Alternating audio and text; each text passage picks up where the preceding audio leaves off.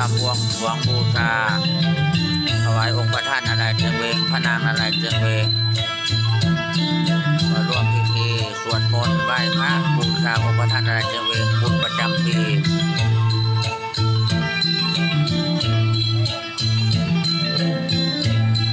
โมทนาบุญน้ำกันเด้ออธิษฐานเราตั้งจิตอธิษฐานขอพรเอาเด้อพระธาตุนารายณ์เจียงเวงพระนางนารายณ์เจียงเวง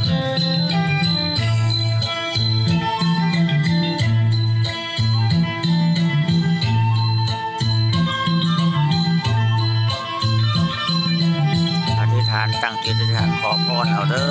ญาติธรรมใส่บุญทุกท่านลูกๆใส่บุญทุกท่านขอให้สำเร็จสมดังปรารถนาขอบารมีองค์พระธาตุนารายณ์เจียงเวงพระนางนารายณ์เจียงเวงจงได้โปรดเมตตาประสิทธิประทานพรให้แก่ญาติธรรมใส่บุญลูกๆใส่บุญทุกท่านจงสำเร็จสมบังดังปรารถนาเพิ่งได้เพิ่งมีเพิ่งเป็น